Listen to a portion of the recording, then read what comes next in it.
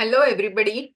I'm Dr. Urmila Joshi, and today we are going to see various methods which are used for resolution of enantioma.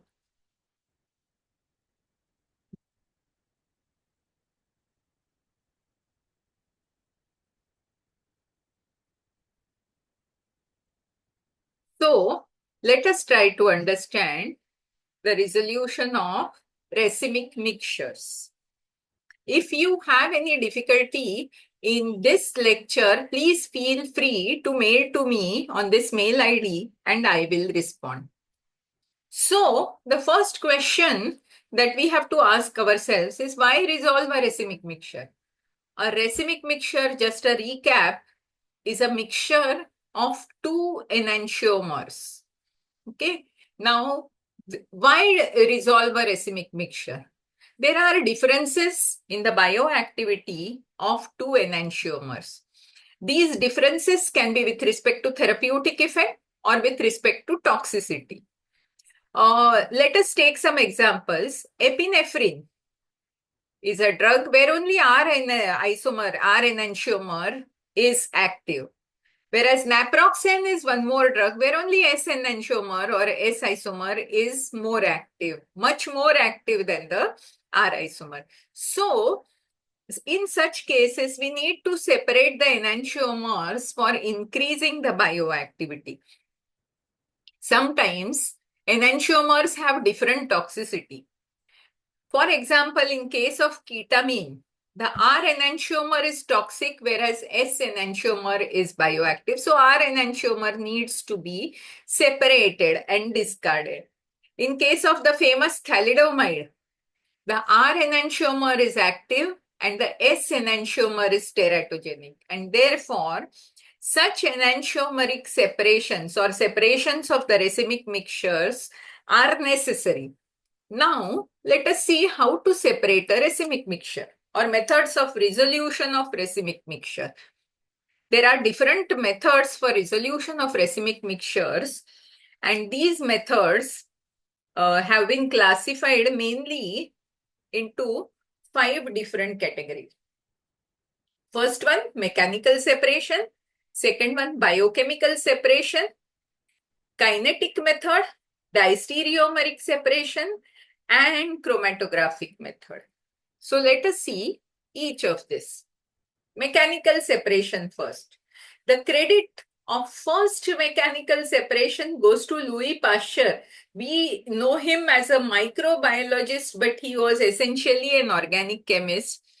He was the first one to separate the left-handed and the right-handed crystals of tartric acid.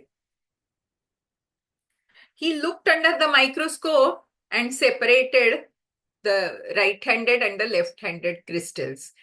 This is a very tedious job and really cannot be used on a large scale. There is another method called as preferential crystallization. Okay. What you do in crystallization is you make a saturated solution at higher temperature, allow it to become super saturated at room temperature, and so the crystals are thrown out. Now, what happens in preferential crystallization? There is a saturated solution. You seed the saturated solution with optically pure crystal. Okay, when you seed with optically pure crystal, the saturated solution converts to a super saturated solution with respect to one enantiomer only. And so only one enantiomer crystallizes, and this gives the desired separation. Okay. I'm very sorry for this spelling. Okay. Now coming to the next method, and that is biochemical separation. This again was introduced by Louis Pasteur. It involves use of enzymes or whole organisms to bring about separation. And this mostly involves the enantioselective reaction. Let us see what it is. An example, Penicillium glaucum. preferentially destroys plus isomer of ammonium tartrate, leaving the minus isomer in the solution. Okay, so this is a biochemical method. The whole organism utilizes only plus isomer, leaving the minus isomer intact, and you can recover optically pure minus isomer. Other examples, this is reduction of ethyl acetoacetate with Baker's yeast. Can you see this ethyl acetoacetate, the keto group of ethyl acetoacetate? This, when acted upon by Baker's yeast, gives optically pure ethyl 3-hydroxybutanoate in greater than 90% amount. That is, only 10% wrong isomer is formed. Wrong in the sense unwanted isomer R. Whereas S isomer is formed more than 90%. Similarly, ester hydrolysis using lipases. This is an ester. When it is hydrolyzed using lipase,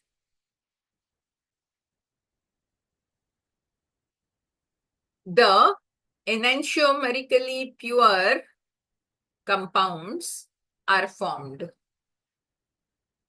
Number 3, ibuprofen with Candida rugosa. Selective esterification of R-ibuprofen with butanol can occur in presence of Candida rugosa. So, biochemical separation is the next method. The third method is kinetic separation. Fourth method, kinetic separation. This method is based on the observation that sometimes one enantiomer reacts faster than other with some optically active reagent.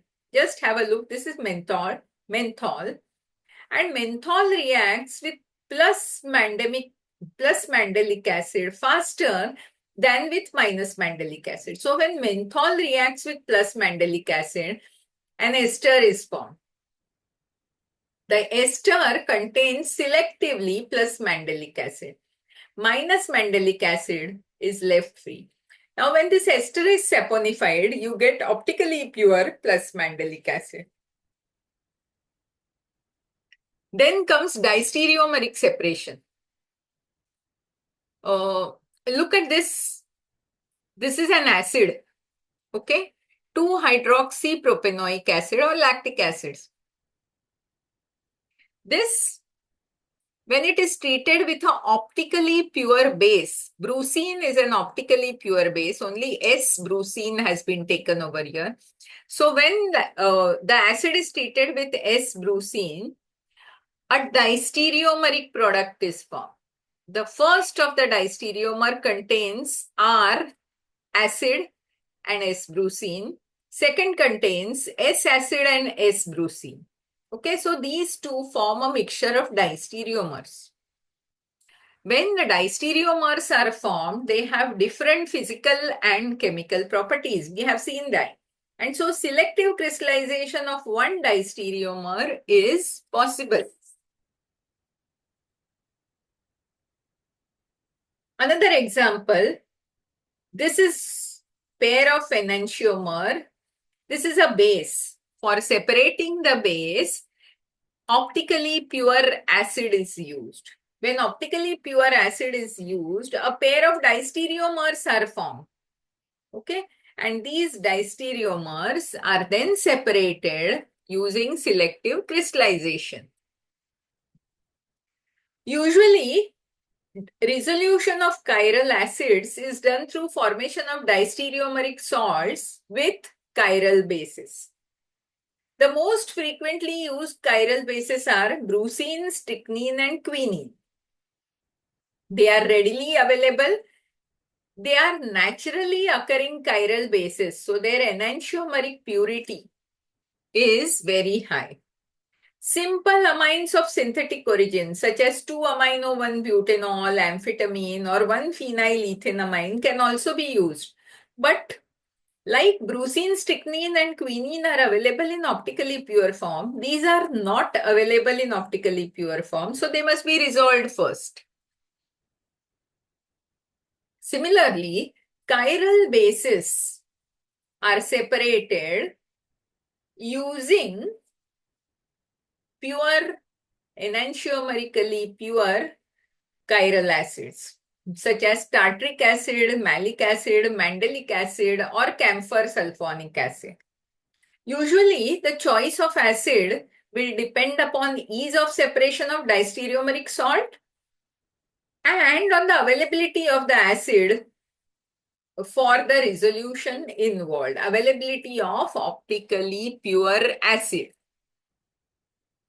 If you have to resolve an alcohol, what to do? Sometimes chiral acids have been used so that they form a mixture of distereomeric esters.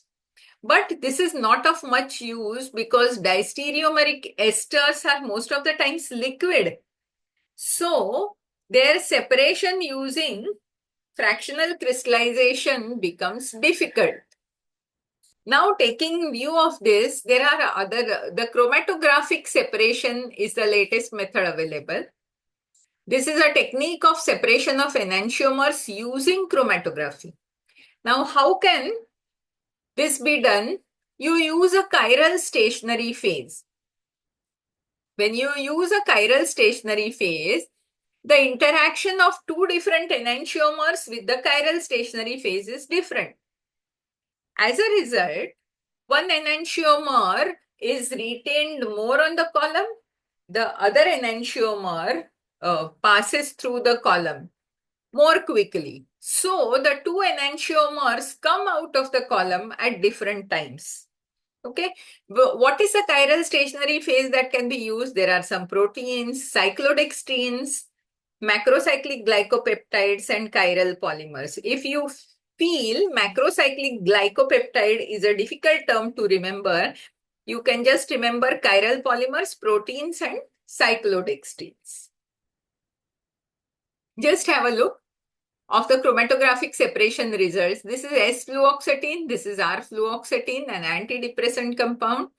They have come at two different times. Similarly, S-norfluoxetine and R-norfluoxetine have come at different times.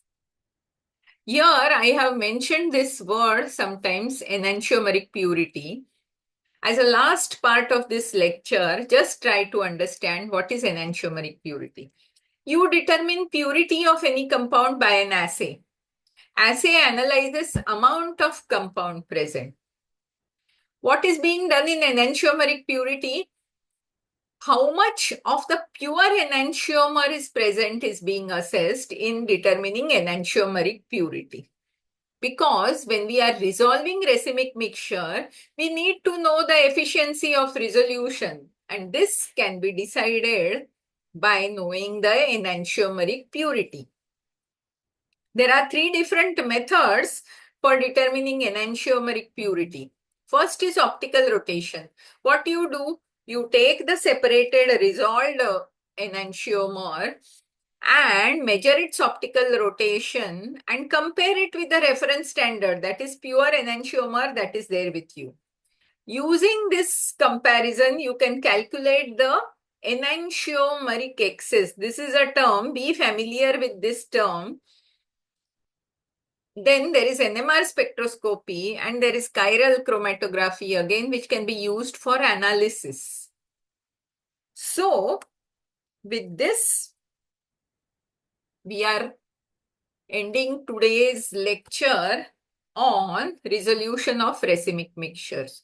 I hope you have understood the lecture. If you have liked the lecture, please hit the like button, subscribe to the channel and hit the bell icon so that you get intimations of further lectures posted. Happy studying till then. Thank you.